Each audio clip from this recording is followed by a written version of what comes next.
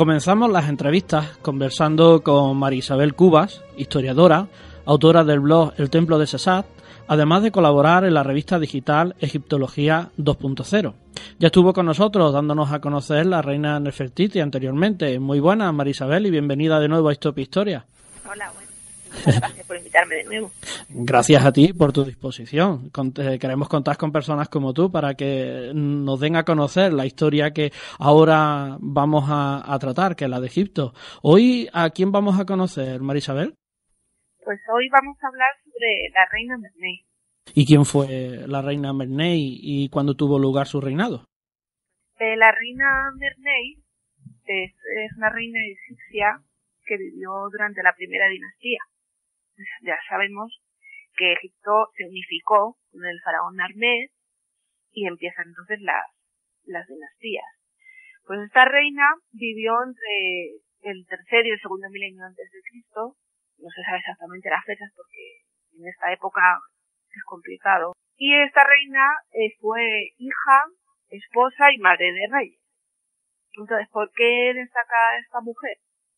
Pues porque fue la primera regente de la historia de Egipto, ya que al morir su esposo, que era el faraón Wajid, o también lo podemos encontrar como Jet en los libros, pues el hijo de ambos era todavía, pues sería un niño, un bebé, no se sabe exactamente la edad, porque ya te digo que los datos pues es complicado para esta época, faltan muchos datos, pero aún no sería un hombre.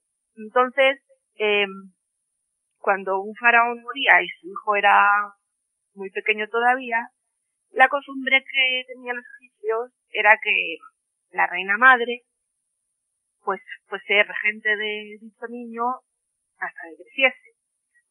¿Por qué es esto así? Porque recordemos que la ley de Ma'at, la diosa del orden, establecía que el faraón tenía que ser un hombre y tenía que estar casado con una gran esposa real, una reina que le diera un heredero. Por tanto, la mujer en principio no tenía derecho a gobernar sola. Por eso el poner de regente a una mujer. Porque si, digamos, quisieran a un tío del heredero, pues a lo mejor podía tener la tentación de reclamar luego para sí el trono.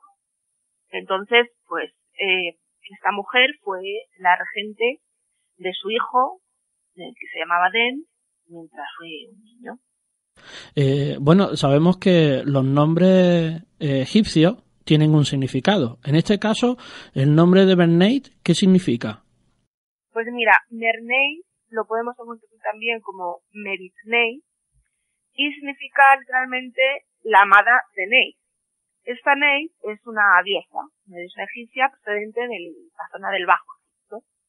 ¿Y esa diosa, Neit, quién era o qué relevancia tenía en Egipto en ese momento? Esta diosa, como ya te he comentado, procedía de la zona del norte, el delta, y es una de las diosas más antiguas, porque ya en época predinástica, es decir, antes de la unificación de Egipto, pues se sabe que ya no se la adoraba esta diosa. Entonces, esta diosa fue posteriormente identificada por griegos y romanos con sus diosas Atenea Minerva o Artemis Diana, ya que Ney pues era una diosa de la sabiduría, también era una diosa de la caza, de la guerra. Y bueno, como muchos otros dioses egipcios, también tiene una relación con el mundo funerario. En concreto, Ney aparece ya en los textos religiosos, llamados los textos de las pirámides, como una de las protectoras de los órganos del difunto. Que ya sabemos que algunos se sacaban y se guardaban los llamados vasos canopos. Bueno, pues Ney era la protectora del estómago del difunto. Además, también los egipcios la consideraban la inventora de las telas, la patrona de los tejedores, por tanto era la que proporcionaba las vendas muy importantes para la modificación.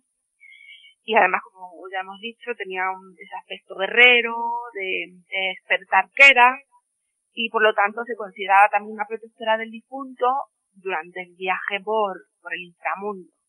Entonces, al ser pues eso, al ser una diosa procedente de la zona del norte, del delta, pues podría indicarnos que Merneith pues también sería procedente del norte de Egipto. Lo que estamos viendo entonces es que los dioses en Egipto no tenían solamente una función, sino que eran polifacéticos, lo tenían para muchas más cosas para poder adorarles, ¿no? Y además el aspecto funerario era importantísimo, claro.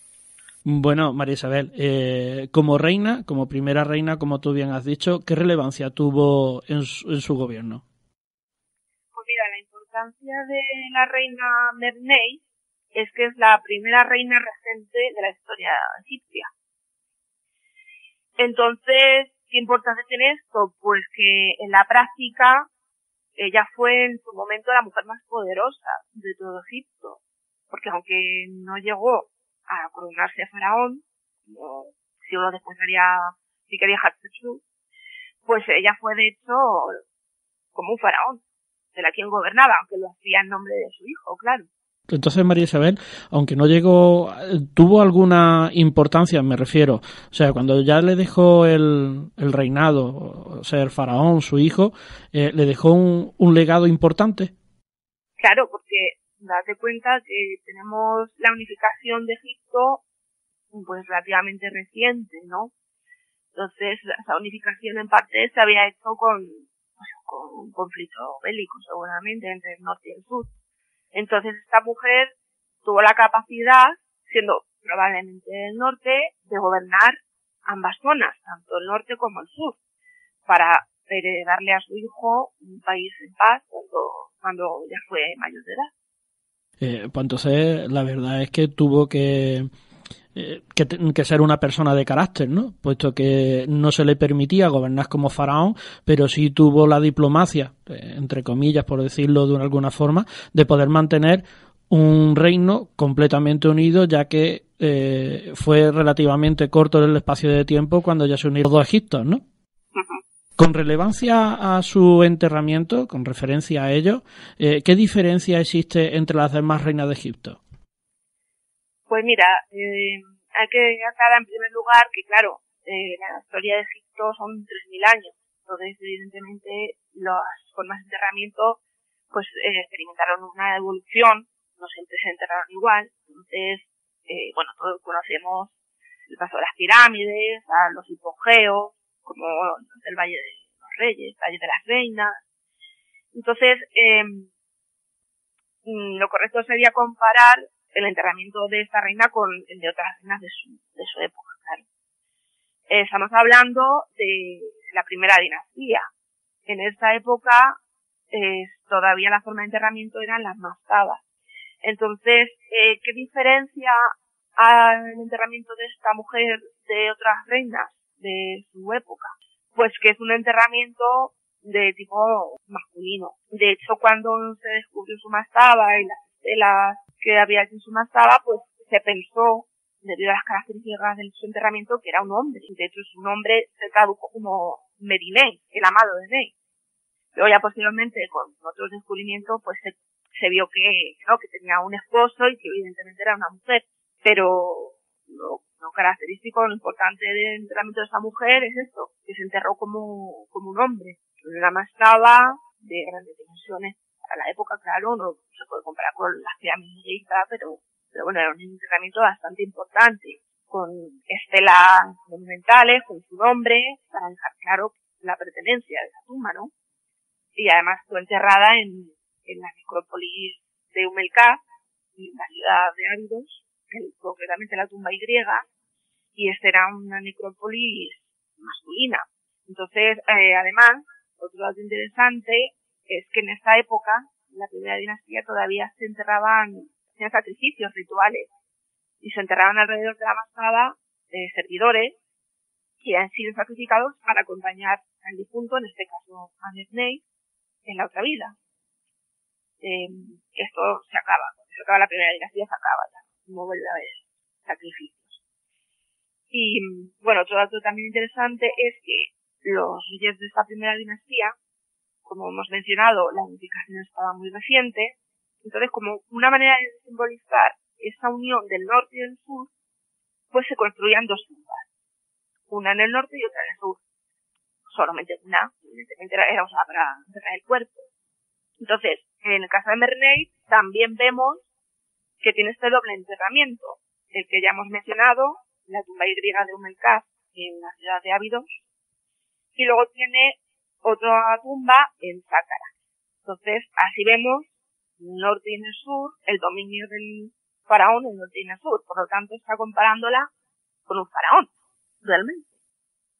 Digo que como vemos entonces fue una mujer bastante importante en su tiempo, por el enterramiento, por el legado que le dejó a su hijo y por el momento en que vivió, ¿verdad? Efectivamente. María Isabel, respecto a esta persona, a esta reina, ¿qué podríamos decir algo o que a ti te haya llamado más la atención? Pues a mí lo que me llama la atención es eso que estando tan reciente la unificación en un mundo de hombres, pues cómo ella fue capaz de mantener el país unido y de mantenerlo en paz para dejárselo a su hijo. Y luego el respeto, porque su hijo debía de respetarla muchísimo para permitir esto, ¿no? Para permitir que una mujer, aunque sea su madre, pues enterrada como un faraón, incluso que apareciese en una lista junto al resto de reyes, que esto ya después no se repitió con los faraones posteriores que sucedieron a su hijo Den. Entonces es evidente que fue una mujer bastante capaz y el respeto que le tenía a su hijo era muy grande, de admiración.